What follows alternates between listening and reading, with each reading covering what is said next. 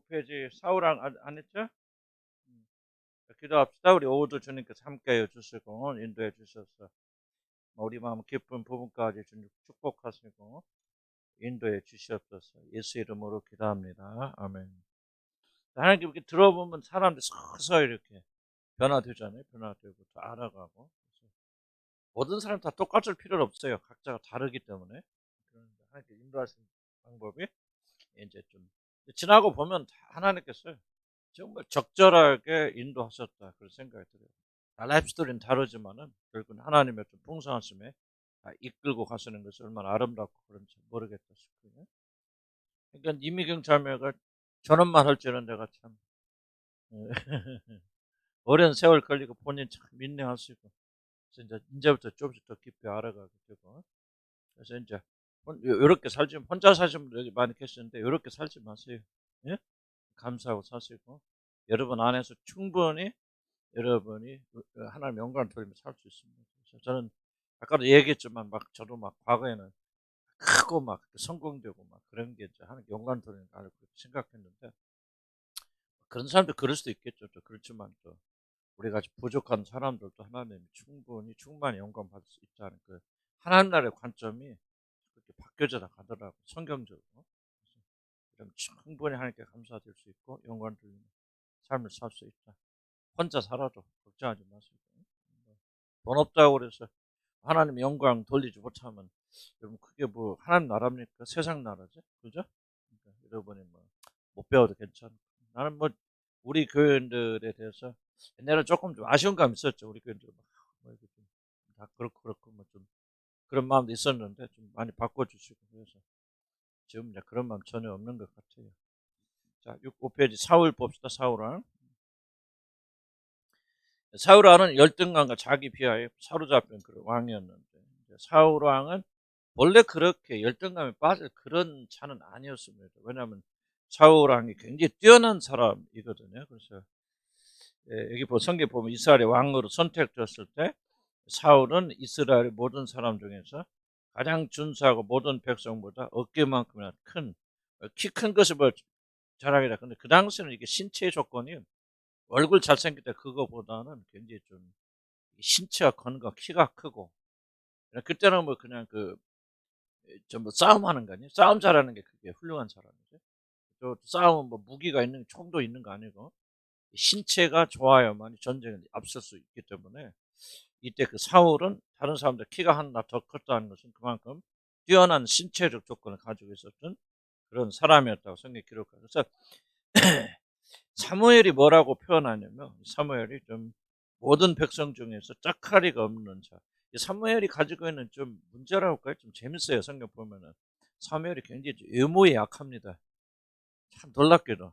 그래서 이게 사울 보고 좋아한 건 뭐냐면 너무나 뛰어나고 외모가 뛰어나기 때문에. 그리고 또 이제 이 다윗에게 기름 부으러 주러 가렸을 때 그때 그냥 외모에 반하잖아. 아 이게 뭐 여호와의 기름이 여기 있다고. 뭐합니까? 외모에 반하거든요. 왜 그럴까? 나는 좀 내 나름대로 아무래도 직업이 그렇고 그랬으니까 연구를 해보면은 사무엘이 사실 버림받잖아요. 어렸을 때. 뭐, 그 지금 볼 때 뭐 한 여호와께 바쳤다 그러지. 어린 애가 여호와께 바쳤는지 뭔지 뭐합니까? 그냥 젖을 떼고 이제 한 3살, 4살 됐을 때 그냥 완전 홀로 떠내 보내버렸잖아요. 그리고 1년에 한 번씩 가서 방문하고. 그러니까 아마 사무엘은 거절감이라는 굉장히 큰 이슈가 가지고 있었어요. 인격적으로. 그 틀림없고. 그래서 왜 내가 버림받았을까 하는 질문들을 많이 던졌을 것 같아요. 그러면서 굉장히 조금 외적인 조건들, 좀 자기가 무슨 부족함이 있어서 버림받진 않았을까 보나 이런 것들이 이제 그렇지 않은 반대대로 이끌리는 사람들에게 좀 과도하게 이끌리는 그런 그런데 우리가 심리를 배우는 것이 목적이 아니니까 성경을 통해서 그러나 좀 이런 게 추적해 들어가면은 왜 사무엘이 그렇게 거룩한 사람이 그리고 사무엘이 자녀들은 다 타락하잖아요. 왜 그렇게 자녀 교육에 그렇게 힘을 쓰지 못했을까? 그리고 자기 자신이 어렵고 요렇게 우리 지냈기 때문에 사무엘은 자기 자녀 잘못한 거 바로 잡지 못했을 것 같아요. 그때 아플 때 상처 생각하면서 과보가 일어나게 되었죠. 성경 이제 그런 목적을 쓰이는 책은 아니지만은 그런 걸 보면서 이제 사무엘이 꼭 훌륭하고 인격이 훌륭해서 하나님 쓰시는 기름 부심 받은 사람 아니에요. 평범하고 이런 결함이 있었지만은 그럼에도 불구하고 하나님 쓰신 그런 사람이라 생각. 어쨌든 사무엘이 이 사울을 평가하게 될 때 어깨만큼이나 큰 뛰어난 사람이었고 뭐라 합니까? 모든 백성 중에서 짝할 리가 없는 자라고 그렇게 사무엘이 칭할 정도로 그런 사람이었지만은 결국 사울은 뭐냐? 이 열등감에 굉장히 깊이 사로잡혀 있던 사람이었죠. 저는 이제 그렇게 결론을 내립니다. 사울이 왕으로 기름 부심 받을 때 어떻게 했냐? 그 보면 그 제비 뽑잖아요. 그냥 기름만 부은 것이 아니라 제비를 뽑는데 사울이 걸립니다. 그런 과정을 겪죠. 그래서 결국 사울이 뽑혔을 때 사울 앞으로 그랬는데 못 나왔어요. 어디가 있느냐? 행구 결국은 보니까 보따리 짐 놓는 그 빗다 보따리 사람들이 이제 모이니까 뭐 집에서 와도 먹고 마실 거 다 싸가지고 왔을까 텐트도 있고 그 짐 속에 숨어서 나오지 못했다 기록합니다. 많은 사람들은 겸손하여서 사울이 숨었다고 그러는데 나는 겸손과 별 관련이 없다고 생각합니다. 왜냐하면 그 사람이 후대에 그 사람이 어떻게 생활하는 걸 보게 되냐면 이 겸손과 관계가 있는 거 아니에요. 사울은 굉장히 열등감. 그래서 왜 다윗에게 그렇게 집착하고 다윗을 죽이려고 합니까? 사실 열등감 때문에 그렇거든요. 그렇다면 그 열등감이 배겨 있는 이 사울이 이 짐 사이로 숨었던 이유는 결코 그가 겸손해서가 아니라 사람을 두려워하기 때문에. 그래서 결국은 여러분 사울이 왜 망하죠? 이런 아말렉을 죽이라 다 죽이라 없애려 했을 때 왜 어쩌겠습니까? 설명하지 않은 사람들이 이 원함으로 사람들이 청을 거절하지 못하는 거예요. 그래서 결국 사울이 멸망하게 된 가장 큰 원인은 뭐냐? 사람들 두려워합니다. 사람들의 의견을 거슬러서 하지 못해요. 사람들 맹종하는 사람이죠. 사울. 사람들이 보세요. 전쟁할 때 뭐를 두려워하더라? 성경에 있죠? 사람들이 떠나는 것을 두려워. 사울이 이게 보면 그래서 여러분 자세히 보면요. 사울이라는 얘기가 다 그림처럼 짝짝짝이 맞춰져 나갑니다. 그래서 사울은 열등감을 가지고 있고 자기 확신이 없었던 사람에서 사람 두려워하게 되고 사람에 맹종하다 보니까 하나님의 명령을 어기고 사람의 의견을 따라서 다 죽이라고 그랬지만 사람들이 왜 이게 죽입니까? 이게 좋은 건데 이거 뭐 우리가 가져야죠. 제사 드려야죠. 그래서 결국은 사람들 의견에 복종했던 사람이 사울입니다. 이렇게 종합해 보면 사실 답이 나와요. 나와서. 그래서 사울은 사람들에게서 자기 자신을 숨겼을 뿐만 아니라 사실 자기 자신 스스로부터 도망치는 것입니다. 출발부터. 나중에 그 행보, 특히 자신의 강력한 라이벌인 다윗을 죽이기 위하여 일생을 허비하는 모습을 보면서 우리는 이 사실을 더욱더 확신할 수 있습니다. 그때 원인이 무엇일까? 여러 가지 있겠죠. 그러나 성경이 제시하는 원인이 있어요. 그걸 찾아야 됩니다. 사울이 왜 그렇게 사람을 두려워하는 그런 사람이 되어졌을까 하는 대답이 성경에 있어야 돼요. 그것을 찾아야 되고 왜 그는 왕이 되었을까인지 자신감을 잃고 그렇게 귀중한 삶을 허비하였을까? 그것이 바로 사무엘상 9장 21절에 나옵니다. 대답이. 왜 그러냐면 그가 이렇게 말하죠. 자기 자신에서 나는 이스라엘 지파의 가장 작은 지파 베냐민 사람이 아니니까 왕으로 기름 부심 받으니까 사울이 거절보다는 자기는 감당할 수 없다. 왜 나는 가장 지파 베냐민 사람입니다. 그러니까 이걸 이해하려면 베냐민 지파에 어떤 일이 일어나는 걸 여러분 이해를 하셔야 돼요. 그러니까 주목해서 간단히 설명드릴게요. 여러분이 그 사사시대 무슨 일이 일어납니까? 그 어떤 레위 사람이 하나 있었는데 그가 첩이 있었는데 첩이 바람나서 그렇게 도망가잖아요. 그래서 그 처녀 그 첩을 데리고 오기 위해서 그 집에 거하는데 장인이 자꾸 쉬고 와라 그러니까 그렇게 하다가 그냥 밤 늦게 안 되겠다 다 나왔는데 어디에서 기부화성인가요? 거기서 머물다가 그 청년들이 이 첩을 강간해서 죽이잖아요. 그래서 이걸 그때 이 사람이 이 철을 12조각을 내가지고 12지파에 보내서 이스라엘 이런 일이 일어났다. 그래서 전체가 일어나서 이제 싸우게 되어집니다. 그게 누구냐면 기부하 사람들이 누구죠? 베냐민 지파 사람들이.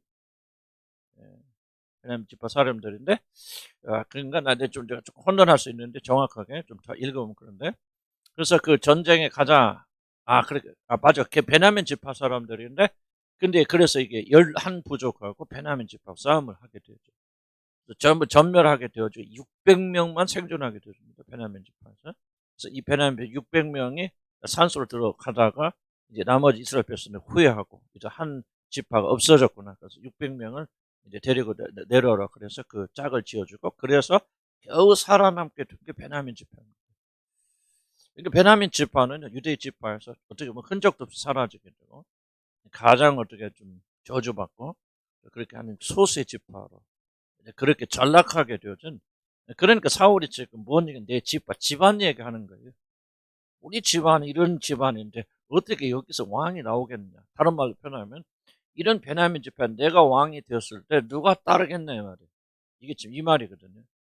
이 역사를 다 훑어보게 되어져. 사울이 가지고 있는 것은 뭐냐? 자격지심, 자기 집안의 그런 과거 이런 거 보게 될 때 나는 왕이 될 자격이 없단 말이야. 그러니까 왜 사람들을 거절할 것이다. 그러니까 그때부터 사울은 사람들의 비유를 맞추기 시작해요. 사람들이 하자는 대로 따라가게 되어집니다.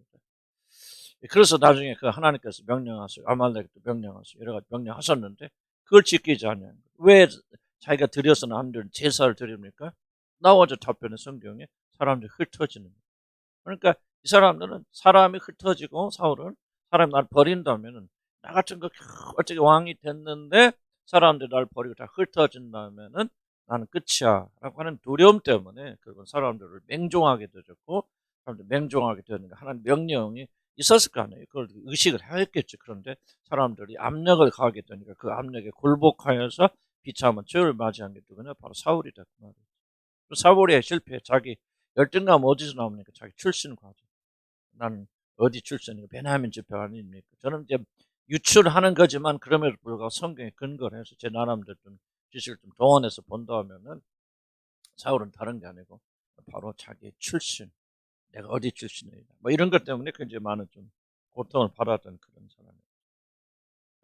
그래서 5페이지 밑에서 마지막 단락 볼까요? 사울은 자신의 집안에 대한 이런 열등감 때문에 하나님을 신뢰하지 못하고 자신이 두려워하는 사람들을 섬기고 그들의 비유를 맞추다 결국 하나님을 또 버림받습니다. 사울이 다윗을 죽이려 했던 숨은 이유도 뭐냐? 사실은 다윗이 뛰어난 가문 유다 지파 후손이었기 때문에 아주 막강한 12지파에서 가장 강력한 지파 유다 지파입니다. 이런 비율도 그렇고 인구도 그렇고 전전 싸움. 그래서 유다 지파 베냐민은 그냥 걸려 따라오는 거고요. 유다 지파하고 남은 10지파하고 싸우잖아요. 그래도 막 이렇게 붙일 정도로 아주 유명한 가문입니다. 그래서 나는 다른 사람들이 사울을 우리 따르지만은 왜 유다 지파는 끝까지 다윗을 따릅니까? 이걸 잘 이해하셔야 돼요. 다윗이 훌륭해서 따르는 게 아니에요. 다윗의 인격과 관계없습니다. 다윗을 따른 이유는 유일하게 다윗이 유다 지파이기 때문에. 그 지파 사람들은 다윗을 따라 그만큼 그 지파와의 연계성이 우리가 생각하면 굉장히 강합니다. 지금 전라도 경상도 이것도 상당히 강하죠. 세계적으로 강하지만은 그냥 그것과 비교가 안 되게 지파 개념은 이 자리에 굉장히 강력했던 거예요. 그래서 사울은 일생 동안 나는 베냐민 지파의 출신이다. 이 사울도 베냐민 지파인가요? 바울도 베냐민 지파죠. 이게 굉장히 그때 잠깐 나는 베냐민 지파다라고 말했을 때 그 개념은 뭐냐면 나는 끝까지 유다 지파에 붙어 있어서 같이 나가서 그렇게 유대의 정통을 지켰다. 그 얘기입니다. 지금 다 이스라엘 역사와 지금 관련 있는 거죠. 이건 우리가 생각하는 것보다 강력한 이슈에 그들에게는. 그러니까 나머지 지파를 뭐 베냐민 지파가. 자 보세요. 예수님께서 나오셨을 때 왜 예수님을 많은 사람 믿지 않았죠? 왜 예수님 따르지 않았습니까? 갈릴리에서 무슨 선한 것이 나겠느냐. 이 지역이라는 게 엄청나게 강력합니다. 이스라엘 사람들. 누구 지파는 어디 지파는. 그러니까 사울은 결국은 자기 출신 배경 때문에 그렇게 열등감에 빠졌던 사람, 하나는 사람들 두려워했던 사람, 그래서 버림받았다. 그래서 다윗을 없애려고 했던 것도 이게 좀 부족간의 그런 것이 강력하게 있었다는 거죠. 자신에게 주어진 모든 지위와 능력과 재능을 허비하다가 결국 전장에서 비참한 죽음을 당합니다. 당당한 다윗을 볼 때마다 다윗은 아무것도 아니란 열등감, 그러니까 자기 비하가 깊이 자극되었죠. 불안한데 그 불안을 다윗이 자극하는 거죠. 자 보세요. 17살도 아니고 그때 한 15살이나 됐을 때 그런 당당함이 어디서 나옵니까? 사울이 신앙 있어가지고 저게 하나님 기름 부심 받을 저래 그렇게 영적으로 생각하지 못하니까 저 사람 제가 저렇게 당당한 것은 다윗이 아니에요. 다윗 뒤에는 유다 지파를 보는 거죠. 그러면 얼마든지 어느 때든지 저것들이 틀림없이 나를 반역하고 나를 몰아내고 다윗을 자기 지파니까 왕으로서 이게 정치적인 그런 것들이 사울에게 있었기 때문에 다윗을 그냥 악착같이 죽이려고 하는 거죠. 그냥 단순하게 이거 아니고 복잡한 그런 내용들이 담겨져 있습니다. 다윗은 뭐냐? 자기가 아무것도 아니고 자기는 형편은 부족해서 온 사람들, 사람들의 마음이, 백성들의 마음이 유다 지파인 다윗에게 쏠릴 것이라는 것을 두려움 때문에 그렇게 살아왔다는 거죠. 그래서 실패 흔적을 제거하기 위해서 일생 동안 그를 쫓다가 비참하게 죽습니다. 적지 않은 사람들은 사울처럼 자신의 과거나 집안의 배경 때문에 교만해하거나 열등감에 빠져 자신의 귀중한 삶을 허비합니다. 이거 굉장히 좀 큰 이슈예요. 저도 젊었을 때 굉장히 교만에 빠졌다는 것은 정말 우리 집안, 우리 어머니가 또 그렇게 교육했거든요. 정말 특별한 집안의 사람인 줄 그렇게 생각하고 다른 사람하고는 다르다면 나는 종자가 다른 줄 알았어 어렸을 때부터. 하나님의 선민이라 그러니까 너는 뭐 착하게 살고 뭐 하나님 뜻대로 살아야 된다 그런 가르침만 뭔가 그냥 이게 뭐 우리는 뭐꼭 뭐지 오리 틈에 있는 무슨 뭐라고 그래 백조같이 백전 줄 알고 살았어. 무시하지 마라 나도 백전 줄 알고 살았어. 어느 날 보니까 백조가 아니구나. 근데 모든 사람이 그런 비슷하지만 특별히 이제 집안에 대한 그런 것들이 좀 우리 집안에 좀 강력히 있었는데요. 그게 이제 하나님과의 관계 속에서 굉장히 파괴적인 그런 일을 했던 거예요. 거꾸로 그러지 못한 사람들이 하나님의 역사를 믿지 못하는 큰 이유가 중에 뭐냐 우리 같은 것. 이건 겸손이 아니에요. 자기 비하합니다. 사울은 뭐 항상 마음속에 왕이지만은 나 같은 것을 베냐민 지파인 내가 이런 개념을 가지고 있었기 때문에 하나님께서 자기를 통해서 일하시 역사 많이 하셨거든요. 여러분 사울이 굉장히 위대한 전사입니다. 이스라엘의 역사에서 가장 위대한 전사 중에 하나가 사실 다윗은요 사울이 이미 이루어놓은 그러면 나중에는 패배해서 죽게 되었지만 그러나 엄청나게 승리를 많이 했어요. 나라로서 참 위상을 갖추고 정말 이 나라로서 다른 부족을 나라를 대적해 싸운 건 사울 왕이 처음이거든요. 그런 훌륭한 사람임에도 불구하고 그렇게 죽을 수밖에 없어. 그 내면에 있었던 그런 열등의식, 출신 그런 것들 이런 것이 많이 작용했죠. 아까 어떤 자매가 얘기했지만 나 같은 것이라고 했을 때는 벌써 그 뒤에 뭐가 다 깔려 있습니까? 여러분이 내가 어디 집안 출신이고 여러분 집안의 스토리들이 다 여러분 그 어느 속에 들어가 있는 이해가시죠? 우리가 거기서 우리가 탈출해야 돼요. 구원이라고 하는 것. 그러니까 열등감이라는 것은 바로 이런 것들이 얽혀 있어서 왕이 되면 뭐합니까? 벌써 왕이 되면 열등감 없어지잖아요. 그런데 그 열등감은 내면에 있는 거예요. 영혼에 있는 거기 때문에 왕이 되어도 그 열등감 제거하지 못합니다. 항상 불안하게 뒤따라가죠. 그래서 이런 환경을 바꾸려면 안 되는 것은 환경을 바꿔서 왕이 되어도 열등감은 안 떠난다는 거예요. 이해가시죠? 정말 중요한 겁니다. 그래서 환경을 바꾸려면 안 돼, 그리스도인들은. 환경 그대로 따라오게 하세요. 여러분이 뭐 흑수저 그럼 여러분 뭐 성공한다 흑수저가 금수저 됩니까? 아니거든. 흑수저 금수저 따로 있지 않겠지. 사람들이 맞는 용어지만은 성공한다고 그래서 뭐 이런 과거가 지워집니까? 지울 필요 없잖아요. 우리 그리스도 안에서 우리 자신을 주장하고 믿고 그러면 되는 것이죠. 그러니까 여러분들이 아마 해당되는 분이 꽤 될 수 있겠다. 거꾸로 조금 좋은 집만 되면 저같이 이제 과거에 뭐 좋지도 않은데 사실은 안 좋으니까 더 뭐 역으로 그랬겠죠. 우리 어머니도 자꾸만 자녀들에게 어쨌든 간에 좀 교만한 마음 가질 수 있고 또 거꾸로 없는 분들은 열등의식 나 같은 것 통해서 하나님이 어떻게 일하실까는 그런 것들이 막 기도원을 하나님께 부르실 때도 기도원이 뭐였나 지금 나 생각이 안 나네. 기도원이 뭐다가 부름받았지? 타작하다가 농사꾼이지. 뭐 군인도 아니고 왕족도 아니고. 기도원이 나뭐 이렇게 뭐 너를 통해서 구원하겠다 못 믿겠다 그러니까 뭐 증거 보여달라고 양 들놓고 했다 뭐 이렇게 이슬이 내리고 그 시험해 보는데 그것도 똑같은 얘기. 기도원이 왜 그런 시험을 요구합니까? 하나님께서 나 같은 농사꾼을 갑자기 민족의 지도자가 되어서 이스라엘 백성들 이끌고 이 모든 외적의 세력도 싸우는 왕 같은 사사가 되어라 그러니까 뻥한 거지. 못 믿겠는 거지. 그러니까 그런 출신 때문에 우리가 이제 이걸 좀 탈피해야 돼. 우리 이제 교회 어떤 그런 구성원들은 사실은 좀 이렇게 사울처럼 이렇게 실패된 과거에 뭐 여러분 탁 내세울 것이 별로 없잖아요. 그죠? 있나? 별로 그렇게 많지는 않은 것 같고 우리 보면 뭐 그렇게 뭐 부자도 없고 많이 배우신 분도 없고 박사님도 안 계시고. 그러니까 뭐 나는 뭐 우리가 나는 비하하는 거 아니고 실제 현실로 보게 된다면 우리가 내세울 것이 별로 없는 까놓고 보면 스펙이 별로 없는 동네가 우리 동네 그렇죠? 뭐 저도 그렇고 저도 뭐 나가서 뭐 이렇게 했지만 뭐 사실은 다른 사람한테 성공한 것도 아니고 뭐 박사학위를 받은 것도 아니고 나는 그렇게 생각하는데 그런데 이제 이것들이 은근하게 우리 자신 하나님의 역사를 제한할 수 있다. 아니 근데 이런 것들은 가볍게 여기면 안 되고 이게 좀 주님과 동행하는 데 있어서 굉장히 큰 이슈가 될 수도 있다는 거죠. 사울처럼. 그러니까 사울은 그렇게 훌륭한 사람임에도 불구하고 자기 자신의 어떤 그런 열등감 때문에 주님과 동행할 수 없었던 그런 비참하게 끝나는 것처럼 저와 여러분들 그럴 수도 있다. 남바가 보자 교만할 수도 있고 거꾸로 거의 대부분의 사람들은 이게 없고 저게 없고 스펙이 안 좋아서 할 수 없다라고 하는 그런 오해를 할 수 있고 실패할 수 있다. 그래서 이런 말 가끔 하죠. 나 같은 것이 무엇을 할 수 있겠는가 하는 생각을 많이 합니다.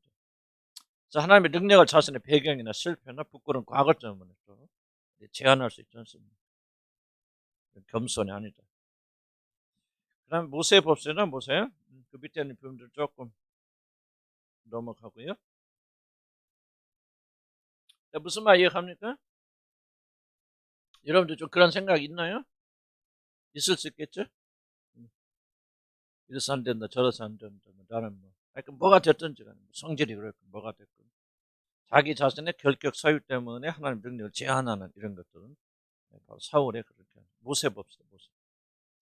놀랍게도 모세도 브리스 족속의 함정, 열등감이나 자주 이런 것들이 빠져서 하나님께 맡겨진 영광된 사명을 거절하고 죽임을 당할 뻔하였다. 모세는 감사하게 또 헤쳐나왔지만은 뒤에 나온 베드로도 그렇고 만약에 이들이 이걸 극복하지 못했더라면은 모세도 형편없는 그 목자 그것도 자기 양 없잖아.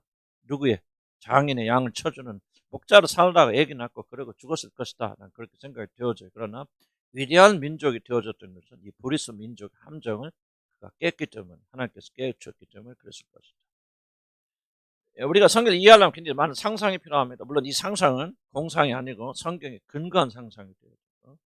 왜 성경 모든 걸 다 적을 수가 없어요. 적을 수 없고 하나님께 성령의 인도하심 따라서 성경에 기록되지 않은 부분들을 성경에 근거해서 이렇게 좀 우리가 좀 상상 표현이 좀 그렇긴 하지만 좀 이렇게 묵상 상상 이렇게 하면서 이 의미들 깊이 캐 나오면 성경이 좀 파노라마처럼 열리게 된다. 저는 그렇게 생각이 되어집니다. 애굽의 왕자 신분을 가지게 된 모세가 물에 빠지고 그런 거 설명할 필요 없고 성장하였을 때 고통받는 자기 백성들을 돌보고자 하는 그런 마음이 생겼습니다. 나한테 이게 참 납작이 안 되는 부분인데 성에 그렇게 기록했기 때문에 그 믿는 거예요. 히브리서 보면 뭐라고 합니까? 그가 노예로 고통하는 자기 백성들과 함께 고난 받는 것을 왕자로서 영광을 드리는 것보다 더 중요하게 여겼다. 그래서 그가 이제 그 자기 민족을 괴롭히던 애굽인을 때려 죽이는 것을 굉장히 의도적 행동으로 성경에 그렇게 해석합니다. 나는 그냥 우연히 그렇게 우발적으로 그런데 성경 히브리서가 그렇게 말하고 있기 때문에 우리는 그렇게 믿어야 돼요. 그래서 굉장히 많은 고민했을 것이고 그러나 나는 내가 이렇게 되면 내가 누굴 해야 한다든지 죽이려고는 안 했겠지만은 이 백성 편에 들면은 나는 고난 받을 것이라는 사실을 모세는 충분히 알았다고 뭐가 말아? 성경이 말하면 그런 거예요. 히브리서 그렇게 말하고 있잖아요. 그렇죠? 예수 그리스도. 그럼 모세가 예수님에 대해서 몰랐겠지만은 결국은 이게 모든 성경은 구원의 관계죠. 예수님의 관계는 책이기 때문에 모세가 그 당시에 몰랐다 할지라도 결국 모세의 행동, 나는 왕자로서 편히 사는 것보다는 고통받는 우리 백성들과 같이 고통을 받겠다고 하는 결단이 곧 그리스도를 위해서 고난받겠다고 하는 것과 똑같은 거예요. 구속사적인 차원에서 보면. 우리는 성경을 해석하도록 우리가 해야 되고 우리가 아무리 상상과 공상을 한다 할지라도 성경의 범위 안에서만 우리가 그걸 상상할 수 있다. 기억해 주시기 바랍니다. 그래서 자기 백성을 괴롭히는 애굽인을 죽이는 일까지 서슴지 않고 행하였죠. 그래서 우리는 영화 보면은 어떻게 설명할까? 모세가 자기가 이스라엘 사람이었다는 유대 사람이었다는 것을 성장할 때 몰랐다 그런데 성경을 이렇게 종합해서 보면은 나는 애굽의 공주가 이 모세를 데려다 양자로 삼지만은 그럼에도 불구하고 모세는 처음부터 자기가 유대인이었다는 사실을 알 수밖에 없는 상황이에요. 성경적으로 보면 그래서 유대인으로서 그를 양자로 받아들인 것이지 그 어렸을 때 뭐 속에서 영화에서 보는 것처럼 그가 뭐 어느 날 갑자기 뭐 나중에 어른 됐을 때 자기가 내가 유대 사람이 그렇게 깨달은 건 아닌 것 같아요. 그래서 난 그 당시 법은 이게 기록이 안 됐지만은 아마 사람들에게 누구나가 저녀는 유대 아이인데 공주가 불쌍히 여겨서 데려다 양자 삼았구나. 그래서 유대인으로서 애굽 사람처럼 교육받았다는 얘기지. 그가 나는 그래야만 성경이 증언하는 것이 옳다 그렇게 생각이 되어진다. 그런 게 중요한 건 아니고 다만 모세가 성년이 되었을 때는 자기가 유대 사람인 것을 알게 되고 자기 같은 동족들은 노예로서 고난받고 있는데 자기는 왕자로서 이 왕자란 말도 좀 표현이 좀 그래요. 왕자란 말도 성경에 있나요? 성경에 왕자란 말이 나오나? 나는 모르겠어요. 예? 나오나? 성경 본문에 공주 아들로서라고 그러는 거죠. 왕자란 말은 우리가 그냥 공주 아들이니까 당연히 왕자라고 그렇게 생각하는 것이지. 나는 어떻게 생각하면 모세의 위치는 우리가 생각하는 것보다 현저하게 낮을 수도 있겠다. 그러니까 만약 그가 왕자 신분이었다면 누가 애국 사람 하나 죽였다. 그게 뭐가 문제가 됩니까?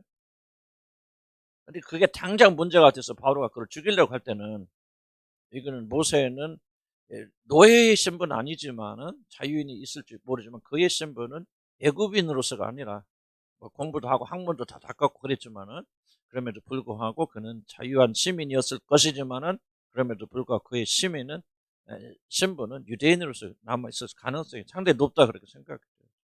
그게 성격한테 절대적인 건 아니지만은 그래서 항상 이제 의식이 있다가 자기가 이제 어렸을 때 자라 성장하게 되었을 때는 내가 이렇게 특권을 누리고 사는 것보다는 고통받는 우리 민족들과 함께 고통받아야 되겠다는 그런 생각에 도달했을 것이고 그런데 이 사건이 일어나서 결국 자기 민족을 구하다가 살인까지 저지르게 되었죠. 그런데 이제 놀랍게도 그 자기 같은 민족들이 그 마음을 알아주지 못하고 오히려 다 자기를 배척하지 않습니다. 그리고 이제 그 소식 왕에게 들려서 모세를 그럼 잡아와라 죽여라 말이야. 이런 명령이 떨어지니까 부랴부랴 그런 가나안 미디안 광야로 도망하게 되었죠. 그런 상황이 아닐까 생각이 드는데 그는 어디까지면 추측이고요. 이것이 꼭 중요한 건 아니고 다만 성경 말하는 것만 우리 충실하게 지키면 되겠죠. 그렇게 조금 더 이렇게 좀 이해하기 쉽지 않을까 좀 생각이 듭니다. 자, 그 다음에 40년의 긴 세월이 흘러서 모세가 80살이 되어졌을 때 하나님께서 나타나셔서 이스라엘 백성들을 구출하러 애굽으로 돌아 명령하셨죠. 이 80살이 나이면 상당히 좀 나이가 많이 든 나이입니다. 우리가 생각할 때. 왜냐하면 여러분 아브라함이 99살이 되었을 때 100살의 아기 나는 것이 굉장히 그 당시에도 여러분 보면 획기적인 일이잖아요. 그렇다면 지금 80세는 젊은이 나이가 아니고요. 노인입니다. 80세. 이렇게 봐야 돼요. 그래서 40년은 40살이면 인생이 절정기를 40살로 잡죠. 좀 지금 30살, 30살 그 의미가 아니라 정확하게 모세가 그때 꼭 40세였다라고 말하기는 어려워요. 그러나 지금 성경에 말하는 것은 모세가 가장 절정기였을 때 심도, 지혜도 그리고 또 뒤에도 나오지만 애굽인의 모든 언어와 모든 걸 다 배워서 충만해서 그때에 그가 자기가 이제 이런 때 나의 위치가 된다면 민족들이 나를 따르고 그래서 해방할 수 있겠다라고 하는 생각이 되어졌을 때 하나님께서 그를 광야로 쫓으시고 80살 그동안 광야에서 40년 한번 상상해 보시기 바랍니다. 미디안 광야에서 그것도 장인의 양을 쳐주면서 40년이라는 기간 동안 말도 잊어버리죠. 내가 볼 때는 히브리 말도 잊었을 것이고 그 다음에 애굽 말도 잊었을 것이고 그때 배웠던 모든 교육도 다 사라졌을 것이고 40년 지나보세요. 여러분 기억나는 40년 전에 뭐 배웠어요? 40년 전에 여러분 고등학생 중학생 다 기억나? 안 나잖아요. 하나도 기억 안 나요. 그러니까 아마 40년의 세월이 광야에서 흘렀을 때 모세는 그야말로 목동 어떻게 보면 폐인 그런 상황이 되었을 때 하나님께서 그를 부르십니다. 애굽으로 들어라 명령하시면 모세는 단호하게 거절하죠. 이 부분을 우리가 조심 있게 살펴봐야 됩니다. 모세는 거절합니다. 그래서 뭐라고 말할까? 보낼 만한 자를 보내소서. 이 말이 상당히 좀 가시 있는 말이에요. 왜 나같이 다 이거 뭐 내가 힘있고 능력 있고 지혜 있을 때는 안 보냈고 이 겸손의 말인가? 모세 겸손, 난 이 상황에서 겸손이라고 생각하지 않아요. 보낼 만 보내서 어쨌든 자기는 자격이 없다. 난 아무것도 없고 가진 거 없다. 그렇게 말하는 거죠. 모세는 하나님 명령 연속해서 거절합니다. 모세의 거절 하나님 분노하시죠. 그리고 심지어 길에서 그를 죽이기까지. 할례를 안 받아서 그렇다고 하지만은 하나님 모세의 행위에 대해서 가긴 가지만 아직도 보낼 만은 보내줘서 또 예굽에까지 들어가서 그 얘기하잖아요. 어지로 가긴 가지만은 하나님께 불순종하는 모세를 하나님께서 죽이려고까지 그런 극단적인 지금 상황에 쳐들어가 있습니다. 모세는 왜 하나님 명령을 거절했을까? 한번 생각해 봅시다. 주여 나는 본래 말을 잘하지 못하는 자녀이다. 출애굽기 40장 10절이라는 고백은 모세는 40년 광야 생활에서 애굽의 모든 언어와 지혜를 잃었기 때문에 그는 하나님의 명령을 거부합니다. 이 부분이 중요합니다. 지금 애굽에서 이뤘던 모든 지도자, 민족의 지도자로서 갖춘 모든 덕목들을 40년 광야 생활에서 다 잃어버린 겁니다. 나는 말이 둔한 자입니다. 그래서 많은 분들이 모세는 원래가 말을 잘 못하는 사람이었다. 또는 뭐 모세가 뭐 어쩐 때 뭐 어렸을 때 참 희한하더라고요. 그런 말. 어렸을 때 무슨 뭐 갑자기 놀래서 막 무슨 해가지고 그 말 더듬이가 되어졌다. 이러면 이게 바로 인간적 해석입니다. 성경이 뭐라고 말하는 줄 아십니까, 여러분? 여기 히브리서에 보면은 밑에 히브리서 사도행전 밑에 쭉 내려옵시다. 사도행전 7장 22절에 뭐라면 애굽 사람의 모든 지혜를 배워서 그의 말과 하는 일들이 능하더라. 스데반이 마지막 설교하죠. 죽기 전에 설교하면서 모세를 언급합니다. 근데 스데반이 뭐라고 언급하냐면 그게 아니라는 거예요. 모세가 말 못한 게 아니라는 거예요. 뭐라고 하죠? 애굽 사람의 모든 지혜를 배워서 그의 말과 하는 모든 일들이 뭐하더라? 능하더라. 유명한 사회가 연설가였단 말이죠. 줄줄줄 잘했다 그 말이에요. 우리가 막 추측하면 안 돼. 뭐 추측을 상상해도 전부 성경 안에서 해야 되거든요. 나는 이런 얘기 많이 들어요. 모세가 뭐서 놀래가지고 그때 뭐 말을 더듬이가 되어졌다 뭐다 막 원래 모세는 뭐 노래 뭐랄까 용변을 잘하지 못하고 근데 성경 뭐라고 말해요? 말과 행사에 뭐 하더라? 능하더라. 누가 뭐 하나님의 영으로 영이 지은 성경책이 그렇게 증언하고 있기 때문에 우리 어떤 해석보다 성경 해석이 그게 맞는 거예요. 믿으면 아멘 하시기 바랍니다. 그러니까 모세는 40년 전에 모세는 말 잘했어요, 잘 못했어요? 잘했다는 거예요. 지혜가 있었다는 거 없었다는 게 있었다는 게 뛰어난 사람이었다는 거죠. 말도 잘하고 웅변도 잘하고 언변도 좋고 뭐는 인도 리더십이 강력한 사람이었다. 근데 40년 뒤에는 뭐가 됐어요? 다 잃어버렸다. 심지어 뭣도 히브리 말도 잊어버렸고 애굽 말도 잊어버렸죠. 나는 어떻게? 그러니까 뭐예요? 하나님께서 아론을 세우시잖아요. 아론에서 태어난. 지금 이게 이 상황이에요. 이 상황에서 하나님께서 부르시니까 모세가 기분 좋겠어요? 보낼 만한 자를 보내셨어요. 여기 나와서 병신 만들어 놓고 그 말에 내가 모세가 그런 생각했을 것 같아. 나 같으면 했어. 나 같으면 솔직하게 여기 와서 다 병신 만들어 있는 것까지 있는 실력까지 다 없애놓고 말도 잊어버려. 애굽에 가서 어떻게 할지 버벅버벅거리고 아무것도 못하는데 그런데 가서 지금 그때 보내시지. 지금 나를 보내려고 그렇습니까? 하나님 해도 너무합니다. 보낼 만한 자 보내서 더 똑똑한 놈 찾아서 그놈 보내요 그 말이에요. 이거요 지금 모세가 그렇게 말은 안 했겠지. 속으로 했겠죠. 충분히 개연성 있는 일. 그러니까 광야에서 뭐 했다는 거예요. 모세는요. 보자 성경 말하잖아요. 언변에 능하였더라. 그러면 이 40년 기간 뭐가 일어나는 거예요? 그 모든 인간을 이스라엘 백성들 인도에 날 모든 인간적 지도력과 지식과 지혜를 다 하나님께서 광야에서 살짝 깨부셔버려요.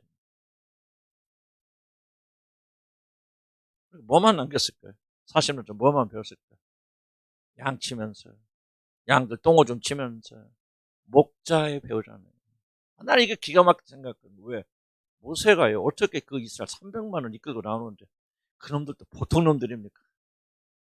하나 생각 진짜 반역하고 대적과 대항하지. 그러니까 모세도 얼마나 힘들어. 그래도 300만 이끌고 나간 하나님의 은혜였지만 왜? 그가 목동으로서 목자의 그런 자질을 갖췄기 때문에 그들을 참으면서 그래도 견뎌내면서 그 이 광야 생활을 이끌고 나온 거예요. 기술이 아니에요. 언변이 아니에요. 기술 있고 언변하면 뭐합니까? 가서 바로 하고 따져서 구슬려서 말로 허락하지. 하나님의 능력으로 그렇게 하려고 합니까? 사도 바울이 뭐라고 말해요? 사도 바울. 내가 약할 때 곧 그때 강함이라. 내가 못하니까 부족하니까 하나님의 능력이 나타나서 말로 복음이 말로만 이런 것이 아니라 성령의 능력과 성령의 역사하시면 나타났습니다. 말에 능하지 못하니까 사도 바울. 그러니까 성령 역사를 나타내는 거예요. 똑같은 복음의 구원의 원리가 이 안에 담겨져 있는 거예요. 어쨌든 그건 좀 그렇고. 자, 그러니까 지금 유부사는 뭐에 빠졌어? 불명과 불만이 있지만은 열등감이죠. 나는 할 수 없다. 이제는 내가 할 수 있는 모든 것이 아무것도 없다. 나는 아무것도 없다. 그런 거죠. 그러니까 지금 말해서 떨기나무에 불이 타서 꺼지지 않는 것도 보고도 이 모세는 말합니까? 보낼 만한 자를 보낼 수 없어요. 아무리 당신 큰 능력이 있다 할지라도 더 이상 내가 뭐 할 수 있는 나는 이미 그런 자가 아닙니다. 그런 얘기. 놀란 말이에요. 고백전 40년 동안 뭘 잃었기 때문에. 그럼 쭉 내려오면은 뭐기 사도행전 봅시다. 그 모든 사람이 모든 지혜를 배웠어. 그 다음에 이러고 보건대 모세는 광야에서 자신의 애굽에서 습득한 모든 지혜와 언어, 즉 백성들을 인도하기 위한 지도자로서의 모든 재능과 실력 잃었기 때문에 자신은 결코 애굽에 가서 이스라엘 백성들을 해방시킬 수 없다고 그렇게 항변합니다. 모세에게는 또한 하나님에 대한 반감이나 섭섭함이 있었고 설명을 쭉 내려옵니다. 광야에서 모세는 모든 걸 잃었습니다. 모든 것을 잃은 모세는 하나님께서 부르실 때 나이대로 아무것도 할 수 없는 그저 무기력한 한 목동이 되어져 버렸어요. 모세는 하나님 부르심 앞에서 브리스 민족의 함정, 내가 가진 모든 걸 잃었기 때문에 나는 아무것도 할 수 없다라고 하는 브리스 민족의 함정에 빠진 거죠. 그래서 그 앞에서 베푸신 하나님 놀라운 이적에도 불구하고 하나님의 부르심을 거부합니다. 지금의 나는 안 된다는 자기 절망. 옛날에는 몰라. 젊었을 때는 몰라. 실력 있을 때는 몰라. 근데 지금은 나이도 들고 혼자고 병들고 이렇게 뭐 양이나 캐고 나는 안 됩니다 하는 자기 절망. 이런 그런 때때로 그런 때 안 들어갑니까? 그런 생각. 나이 들어가면서 좀 여러분이 이렇게 좀 성공적인 과거를 연상하고 기억하면서 내가 가지고 뭐 약간 좀 그런 많은 자원들이나 이런 것들이 쇠퇴감을 바라보면서 여러분들 때때로 보수했던 그런 심정 안 가집니다. 무슨 뜻인가 이해하시죠? 아마 여러분들 나이 들고 그러면서 이제 점점 그런 많이 느끼실 것입니다. 한참 하나님 영광을 위해서 막 날아다니면서 온 천지를 뭐 그죠? 뭐지 그 찬양이 뭐죠? 천지를 내게 주소서 아니 산지를 내게 주소서 막 얼마나 막 찢어지게 불러댔어, 그죠? 그런 때 있었죠, 여러분들도 막 그냥 온 세상을 다 내가 복음화 시킬 것 같이 그렇게 돼요. 그런데 여러분 어떻습니까? 지금 모세처럼 여러분이 이런 형편에 있을 수도 있잖아요. 그럼 여러분 성경 이야기는요 왜 놀랍게 성경 이야기고 하나님의 감동하심으로 지어진 책이냐? 이게 계속적으로 우리 삶 속에서 반복됩니다. 여러분 그런지 뭐 나가서 뭐 민족을 구원하라 그런 것은 아니겠지만 그런 명령이 아니라 할지라도 오늘날 수많은 사람들이 하나님의 역사를 믿지 못하고 거부하는 것은 바로 과거의 그런 자신과 비교하면서 오늘 초라해진 내 모습 때문에 하나님 향해 나가지 못하는 굉장히 많은 분들이 그렇게 좀 어려움을 당할 수 있죠. 충분히 이해가지 무슨 뜻인가. 여러분 성경을 은혜 받으려면요 이 성경 속에 들어가야 됩니다. 성경 속에 들어간다는 뜻이 뭐냐면 성경에 등장한 등장인물과 나를 동일화해야 돼요. 모세가 그때 가졌던 심정을 느끼지 못하면 여러분 모세가 받은 은혜 못 받습니다. 이게 모세가 그때 느낀 참담한 내가 왜 이렇게 자꾸 주변적으로 설명하냐면요 바로 그것 때문에 그런 거죠. 모세가 지금 느꼈던 심정을 느껴내야 돼요. 여러분들 가시떨기 나무 아래 있던 그 안에서 여러분들이 그걸 볼 줄 알아야 돼요. 가시떨기 나무의 메시지가 무엇인지. 단순히 신기합니까? 아니죠. 지금 모세가 뭐예요? 모세는 가시떨기밖에 안 되잖아요. 이제 이리 굴리고 저리 굴리고 가시떨기 나무가 뭡니까? 바람 불고 훅 봤습니까? 영화 같은 데 보면 바람 불고 휘 하고 이게 막 이리 갔다 저리 갔다 굴러다니는 덩쿨 있잖아요. 가시 덩쿨 이거 그거든. 그 안에서 불이 타잖아요. 근데 꺼져 안 꺼져요. 모세가 이랬던 거 잊어버려 보지 못한 게 뭡니까? 자기가 훌륭하고 막 뭘 가지고 그래야만 모르는 사람이 성공할 수 있다고 그렇게 생각했지만 지금 모세가 뭐예요? 가시덤불랑 똑같잖아요. 모세. 바람에 쪄서 여기다 저기 그러니까 자기 운명이라는 게 뭡니까? 자기 마음대로 주도하는 것도 아니고 장인 마음대로 왔다 갔다 양이나 찢겨 뭐고 하나로 자기 원과 계획대로 되어진 거 없잖아요. 쫓겨다니고 살인자죠. 언제 줄도 모르죠. 자기 재산이 있는 것도 아니고 뭐가 나라를 세울 수 있는 것도 아니고 그런 불상 이리저리 흔들릴 수밖에 없는 그런 상황, 그런 자기인데 그 안에서 누가 타면 하나님이 불타시면 꺼져야 안 꺼져.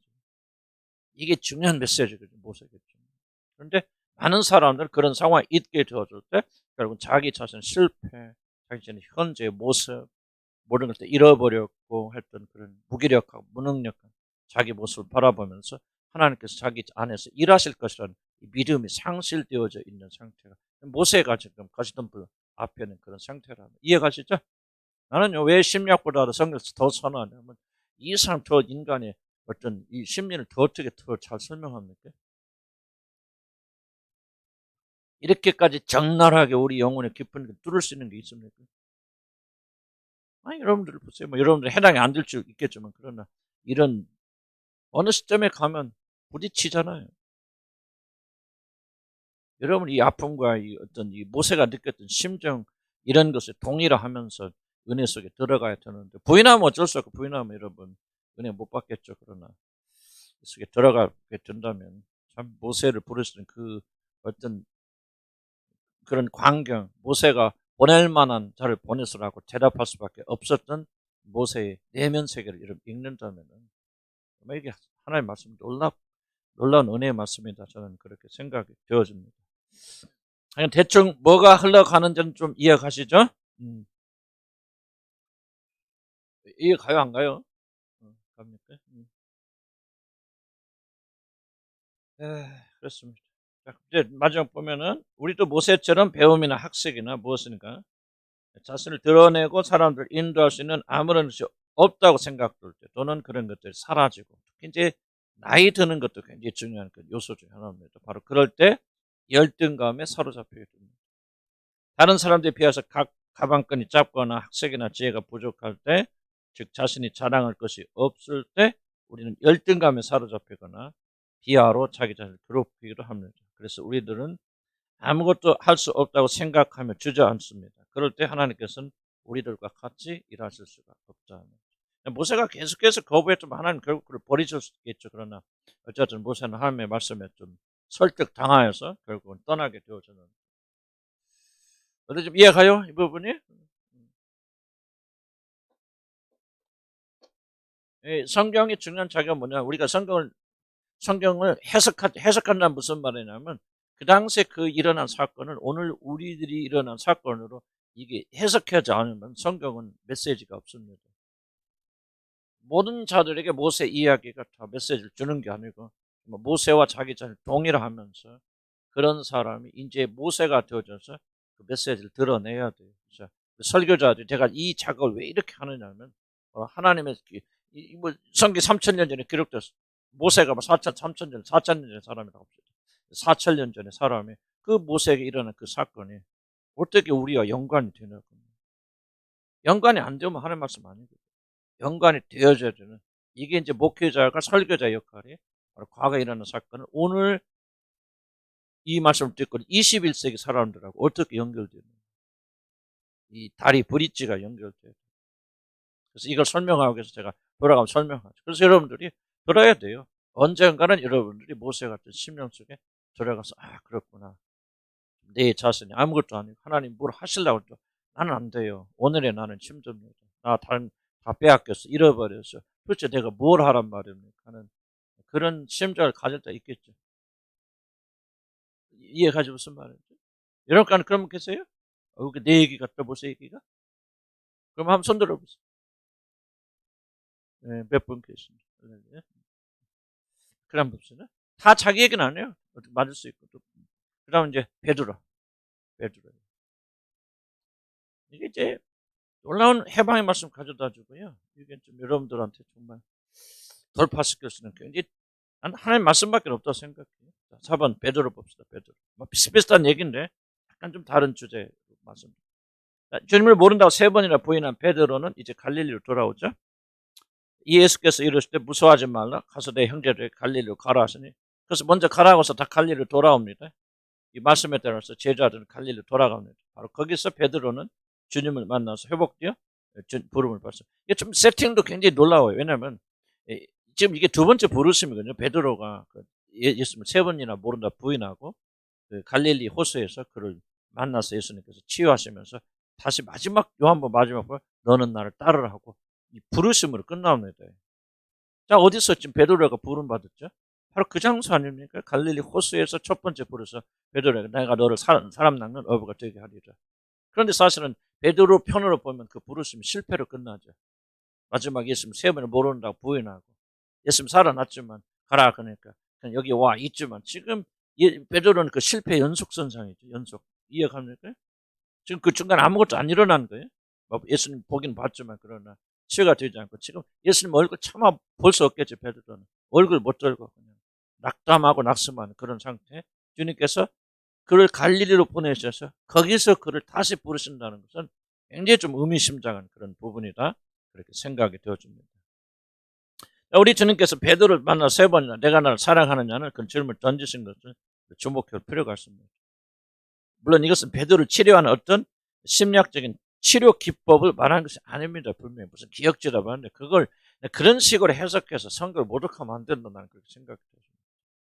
어떤 막 심리학은 어떤 기법을 가르치고 막 과거치고 막 이거 하기 위해서 막 성경에 기록됐다 그러면 정말 이건 성경을 모독하는 겁니다. 그럼에도 불구하고 베드로가 연속하여서 세 번 주님을 모른다고 부인한 것과 무관하다고 말할 수 없습니다. 세 번 모른다고 했는데 주님께서 세 번 내가 나 사랑하느냐고 우리에게 질문을 던지신 것은 상당히 베드로의 부인과 관련이 있다 생각이 되어집니다.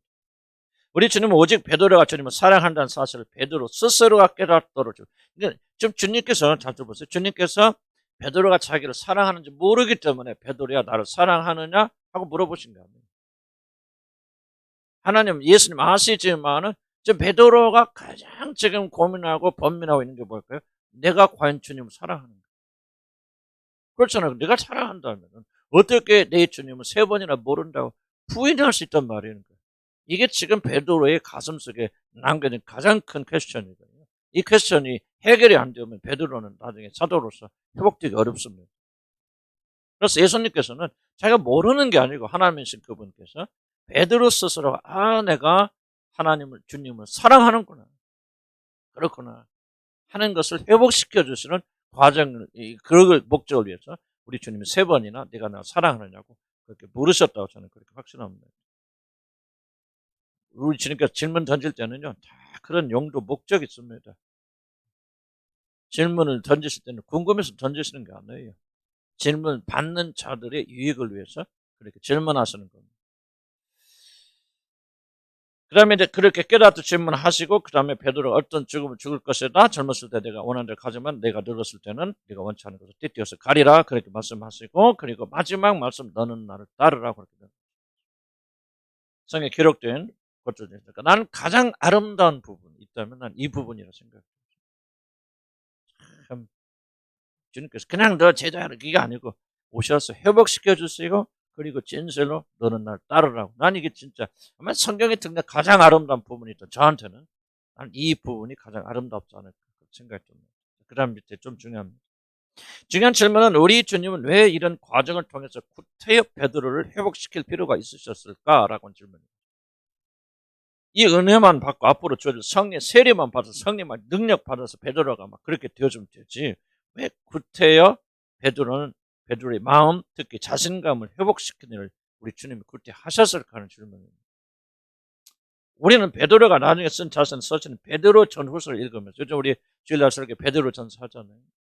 나는 성경 중에서 가장 아름다운 성경이 난 개인적으로 뭐 로마서나 이런 것들 굉장히 교리적으로 뛰어나지만은 그럼에도 불구하고 정말 우리 심금을 적시는 가장 어떻게 보면 리얼하고 가장 아름다운 서신이 있다면 난 베드로 서신이라고 베드로 전후서 한 구절 한 구절 보면 정말 이게 이 바울 서신은 좀 교리적인 게 많이 되어지는 그런데 좀 막 이렇게 바울은 조금 내가 볼 때 정이 없어. 이게 서신을 보면요 바울 서신은 이게 물론 사랑도 있고 다 그러지만 이게 막 인간적으로 이렇게 이게 좀 약해요. 그런데 이 베드로서는요, 이게 강력합니다. 그냥 하나님의 사랑이 뭐가 이 언어가 틀리거든. 언어가 그가 쓰는 언어들을 이렇게 들어보면 뭔가 그냥 이게 그냥 뭉클뭉클해요. 바울 서신을 들으면 바울 서신은 어떻게든지 교리를 전하려고 진리를 전했으면 바울은 막 그렇게 하면서 사랑 물론 있죠. 그게 사랑이죠. 그러나 베드로는 교리보다는 어떤 그렇게 말해서 하나님의 사랑을 전달해 주는 바울은 하나님의 사랑이 무엇인가 설명해 주려고 하고 그것도 사랑이죠. 그리고 베드로는 무엇인가를 막 우리로 하여금 그 하나님의 사랑을 하나님을 만지도록 하는 어떤 좀 뭉클한 게 베드로 서신. 나는 베드로 전후서 읽을 때만 참 엄청나게 감동받아요. 뭔가 그냥 이게 막 뭉클뭉클 느껴지는. 중요한 질문은 어떻게 베드로가 그렇게 회복됐을까 한번 생각해 보세요. 어떻게 베드로 서신이 나중에 은혜 받고 물론 변화됐지만 그러나 어떻게 이런 예수를 세 번이나 모른다 부인했던 베드로 안에서 어떻게 이렇게 정련되고 아름답고 순결하고 얼마나 이렇게 사랑이 넘치는 이런 언어들이 나올까 말이 나는 그게 굉장히 궁금하고 물론 성리 역사지만 기계적으로 하나님 하시는 거 아니거든요. 바울은 바울 서신을 쓰기 때 바울의 어떤 성품을 그대로 그 서신을 통해서 하도록 그렇게 하시면서 감독하셔 쓰신 것이고 베드로는 베드로의 인격과 성품이 그대로 그 서신에 적셔 들어가 하면서 성령께서 그 안에서 통치하시며 나가시는 거죠. 그러니까 베드로 서신 안에 뭐가 있습니까? 베드로가 들어있어요. 그러면서 베드로 서신이 아름다운 것처럼 베드로가 아름다운 겁니다. 참 보세요. 베드로 보세요. 사도 바울은 성질이 그래갖고 물론 진리 때문에 그렇지만 갈라디아 때 보면은 아니 이방인으로 밥 먹다 베드로가 슬쩍 밀어나니까 뭡니까 막 소리를 지르면서 막 그렇게 해서 막 대적하잖아요. 막 너 이방인들 이 하나고 막 그렇게 하잖아요. 그렇죠? 근데 베드로가 그때 한번 소리도 지를 것 같은데 야 이놈 자식아 너 이제 나는 사도 1번인데 너는 이제 사도 된 놈이 이게 뭐 그런 거 하나 없어요. 베드로는 정말 아름다운 사람인데 어떻게 베드로가 이렇게 변화됐을까 하는 질문을 던져야 됩니다. 어떻게 이런 사람이 되어졌을까? 나는 그 질문에 해답이 바로 오늘 여기에서 주님 회복시키는 이 광경에 담겨 있다. 너는 나를 사랑하느냐? 사랑하느냐? 네가 나를 사랑하면 내 양을 먹이고 내 양을 치라 말이지. 나는 이게 그냥 베드로의 가슴에 확 베겼더라. 그 순간 하나님의 놀라운 사랑, 주님 회복시키는 사랑이 그냥 완전히 베드로의 가슴을 심장을 장악해 버렸기 때문에 그 얘기에서 나오는 모든 그런 언어들이 서신들이 이렇게 아름다운 정말 놀라운 나는 베드로 보면서 어떻게 베드로가 이런 글을 물론 성령이 하셨지만은요 기계적으로 하시는 거 아니니까 어떻게 베드로 안에서 이런 것이 우러져 나올 수 있을까 말이죠. 정말 놀랍고 신기한 거예요. 놀랍고 신기한 거예요. 뭐냐 나는 주님께서 그렇게 회복시켰기 때문에 그랬을 것이다. 그런 걸 생각하는 겁니다. 그럼 밑에 보면 8페이지 마지막 단락 보면 만약 베드로가 주님을 배반한 그런 쓰라린 실패를 잊지 못하고 낭망 상태에 머물러 있었더라면 만약에 주님께서 거기서 갈릴리 호수에서 그를 회복시키지 않으셨다면 그래서 항상 자기 마음속에 실패 의식 난 주님을 배반한 사람이야 팔아먹은 사람이야 난 다른 사람보다 못한 그런 죽일 놈이야 라고 하는 실패 의식과 열등감을 지속적으로 가지고 있었더라면 그런 성령의 능력받아 사도는 될 수 있고 기적을 행할 수 있었지만 나는 베드로 전 후서와 같은 그런 아름다운 사랑의 고백이 나올 수 없다고 생각합니다. 무슨 말인지 이해하십니까? 왜 우리들이 보세요. 능력만 받고 성령 기름 부으심 받고 그러면 되지. 왜 그때 우리가 이런 거 하면서 마음의 회복에 대해서 말합니까? 베드로서가 왜 하나님 진리를 말하지만 그럼에도 불구하고 왜 그걸 읽는 사람들 하나님의 실존을 느끼게 해줍니까? 그게 뭐냐 베드로의 마음이 치유가 됐거든. 내가 무슨 설교하고 가르치지만은 뭐 나는 아직도 멀어서 그런 거 못해서 좀 죄송하지만 내가 여러분께 진리를 가르치는 것도 중요하지만 정말 중요한 것은 이 만남이 있어 여러분의 영과 내 영이 만나서 거기에서 뭔가 터져 나와야 이 진리가 여러분 마음속에 들어가는 거예요. 왜 내가 치유를 여러분에게 말하고 왜 내가 지속적으로 내 마음의 인격의 치유를 지속적으로 지향하느냐. 그냥 이런 거 안 해도 내가 이런 설교만 전하고 진리만 올바로 전하면 될 거 아니에요. 그게 아니더라 그 말이 내가 살아보니. 진리는요 여러분 인격과 인격이 만나야 진리가 나오는 거예요. 부딪히매요 진리는. 이해가세요?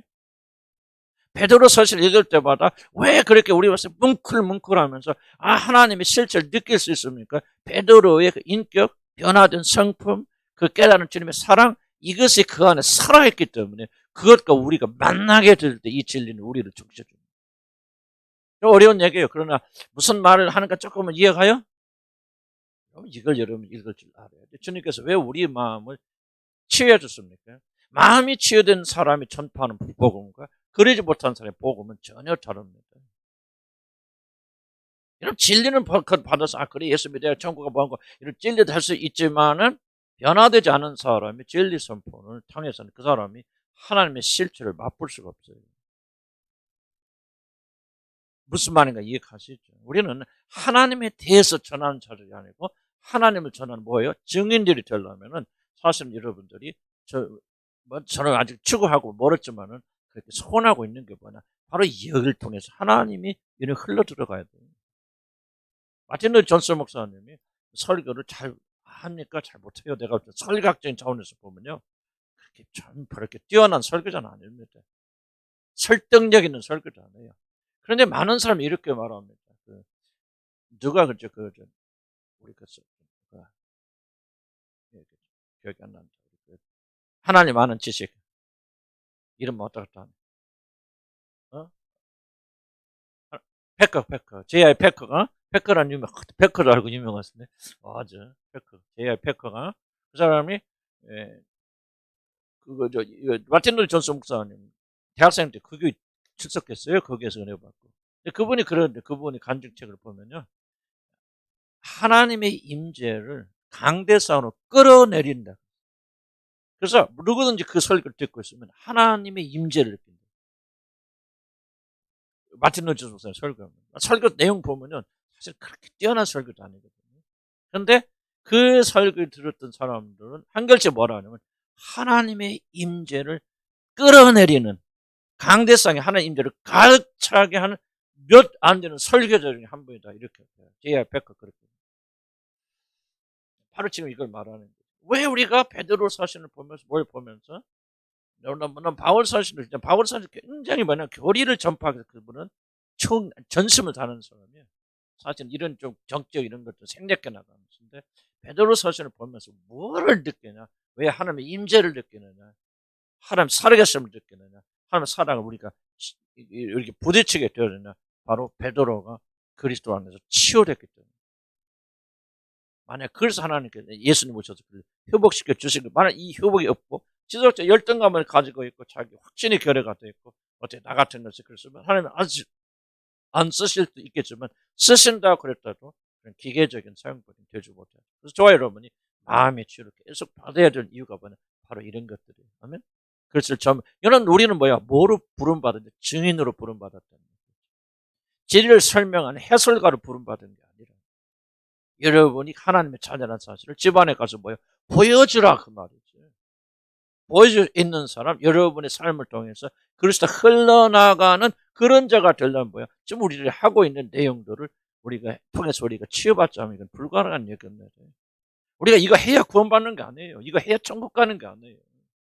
그럼 적어도 우리는 하나님의 실존 속에 들어가서 그분이 살아계시면 우리 삶에서 드러내는 자들이 돼야 되는데 이게 참 저는 부족해요. 나는 다른 게 힘든 게 아니고 바로 이런 게. 그래서 우리가 기도하고 구하고 또 우리가 치유받고 열등감, 좌절감 때문에 이런 것들 해방돼 나가는 거 아니겠어요? 그럼 봅시다. 거의 끝나갑니다. 베드로가 브리스 민족의 함정에 빠진 것은 자신의 저지른 실수 때문에 그렇죠. 베드로가 주님을 사랑하였으며 예수 그리스도께서 하나님의 아들이라는 것을 굳게 믿었다는 사실은 그 누구도 전혀 의심할 수 없습니다. 그러나 그는 죽음 앞에서 용기를 잃어서 예수를 모른다 세 번을 부인하잖아요. 연약한 베드로는 죽음의 공포 앞에서 주님을 모른다고 세 번이나 그렇게 부인합니다.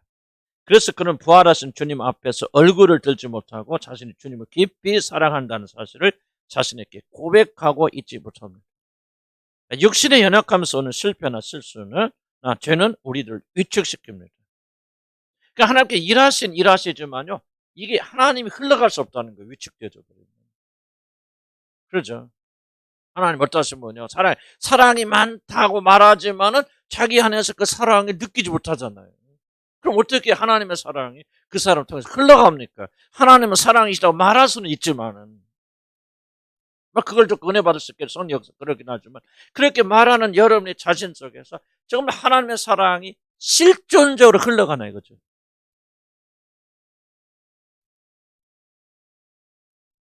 무슨 말인가 이해가죠? 여러분 삶 속에서 정말 하나님의 사랑이 흘러가나 그 말이죠.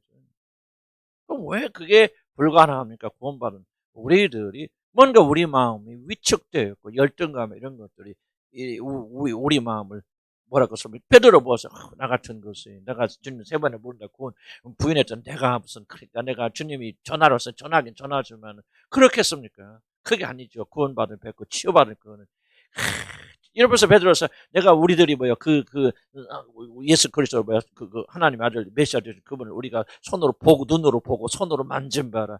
여러분 그랬을 때 뭐가 느껴지냐면 만진봐라 그랬을 때 이게 막 정말 뭐가 뭉클하게 실존이 와야 돼요. 왜냐하면 베드로는요 단순히 그게 말하는 거 아니잖아요. 지금 이 모든 과정이 압축되는 말들이거든요. 그렇게 눈으로 보고 손으로 만지고 그런 자를 배반한 나를 주님께서 회복시켜 주셨어요. 나는 사도로 계속 부르시고 전하게 하셨어. 내가 오늘 이 사랑의 메시지를 여러분 전한단 말이죠. 베드로는 심장에서 우러져난 이 고백이 있다 그 말이에요. 이해 갑니까? 그러니까 그것을 듣는 독자들은요. 오 이상하다. 왜 베드로 서신이 이렇게 다를까? 뭔가 왜 내 심장을 뛰게 만들까?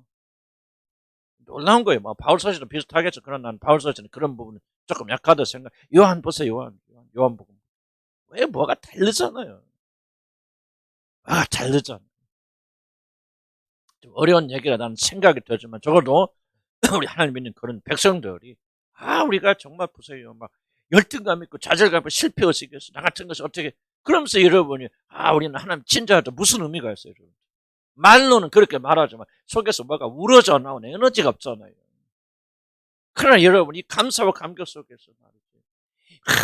내가 하나님의 자녀다고 말할 때 그냥 자녀다고 머리로 말하는 거 이 속에서 우러져 나와서 내가 하나님의 구원받은 자녀다 이런 죄에서 용서하여 주셨을 뿐만 아니라 이런 사랑으로 날 덧입혀 주신 나는 하나님의 놀라운 사랑을 받는 하나님의 상속자들이다 막 속에서나 성경 벌써 아바 아버지라 뭐하게 하느니라 그렇죠 바로 그렇죠 부르짖는 게 소리 지른다 그 말이 아닙니다 이런 속사람 속에서부터 우러져 나온 울부짖는단 말이에요 울부짖고 말하는 뭐요 내적 확신이 충만해지니까 우러져 나오게 되어준다. 난 방언이 됐어요. 근데 방언이 뭡니까? 난 좀 방언이 돼서 많이 좀. 난 방언 잘 안 해요. 그런데. 내가 왜 잘 안 하냐면, 난 방언 있다고 믿고, 방언 은사고 믿고, 난 때또 사용합니다. 그런데 내가 발견한 방언, 나는 마틴 루터 존스만 똑같은 얘기 하는데, 사도 바울이 우리가 여러분이 내가 지금부터 방언 해야겠다 하면 방언이 아니라는 거죠. 이건 난 굉장히 중요한 통찰력이었는데, 나는 그래서 마틴 루터 존스 목사님 굉장히 존경하는 것은 그분이 예리한 통찰력 가지고 있어요. 만약에 우리가 자의적으로 내가 지금 방언해야 되겠다 하고 방언한다면 그건 방언이 아니라는 거죠. 사도 바울이 말하는 거 들어봐라. 내가 그리 뭐라고 하죠? 사도 바울은 방언 말했어 안 했어요? 했죠. 그럼 뭐라고 말합니까? 내가 다른 사람보다 더 많이 방언하는 것을 인해서 기뻐하고 줄 감사하노라. 자 보세요. 여러분이 자의적으로 방언을 내가 해야 되겠다 해서 방언한다면 내가 다른 사람보다 더 많이 방언한다고 해서 감사할 것이 있어요? 없죠. 아니 여러분 그 자유 여러분 의지에 달려 있으니까 내가 지금부터 방언해야 되겠다고 감사하는데 뭐가 감사합니까? 방언하는데 내가 얼마든지 할 수 있잖아요. 근데 내가 하려고도 안 되는데 방언을 다른 사람보다 더 많이 한다면 감사한 일이죠. 하나님께서 하게 하셨으니까 이해가 좀 안 갈 수도 있고 갈 수도 있고 이해는 가죠. 그러니까 누구든지 자기가 원해서 할 수 있으면 감사한 거 없어. 왜? 자기가 원해서 하기만 하면 되니까. 그런데 이거는 아무에게 하는 것이 아니고 하나님께 특별히 방언하게 하시는 사람과 하시게 할 때에만 할 수 있어. 그런데 바울이 다른 사람보다 그때가 더 많아. 하나님께서 나로 하여금 방언하게끔 하시는 시간이 다른 사람 더 많아. 그래서 뭐요? 나는 그래서 감사하노라 그러잖아요. 이 논리적으로 맞죠. 그래서 그 말이 방언은 뭐냐? 성령이 충만할 때 성령이 나로 하여금 방언하게 하십니다. 그게 얼마나 돼요? 나는 얼마 안 돼요, 몇 번은. 한 달에 한두 번밖에. 성 충만하면요, 내 속에서 방언이 나옵니다. 붓사람과 되게 하나님 찬양을 높이고. 나 그때 배웠어. 아, 방언은 내가 해야 되겠다 의미로 하는 게 아니구나. 성령 충만할 때 보자. 성경에 보면 성령 충만할 때 보자. 다 방언을 말하더라. 방언이 뭔지 성령 충만이 뭔지. 성령 충만하니까 결과로 방언이 나오지. 모든 사람이 성령 충만 다 방언하는 게 아니에요. 은사니까 그렇긴 하지만 대부분의 사람들은 성령 충만할 때 방언을 말해요. 그러니까 이 사도 바울이 말한 겁니다. 나는 다른 사람보다 성령 충만을 더 많이 자주 받아서 이것 때문에 감사합니다. 방언을 말하고 있는 것이죠. 조금 내가 격결로 좀 흘러갔어요. 근데 중요한 얘기가 잊어버리면 안 될 것 같지. 근데 왜 이야기하는지 잘 몰라요? 어디 하다 말겠어.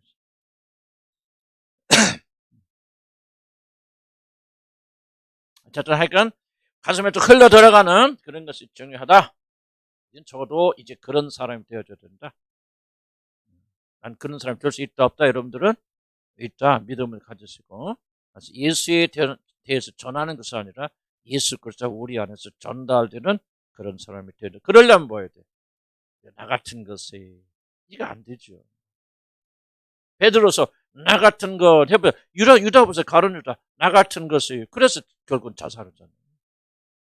베드로는 나 같은 것이 아니라 주님 치유해 주셨다 그 말이에요. 열등감, 좌절감, 자기 비하를 가지면요. 그럼 주님에 대해서 알 수는 있고 전할 수는 있어도 주님이 여러분 통해서 흘러가지 못해요. 그래서 우리는 반드시 여기서 해방되고 나가야 된다 하는 것을 우리가 강조하는 겁니다. 자, 화장실 다녀오십시오.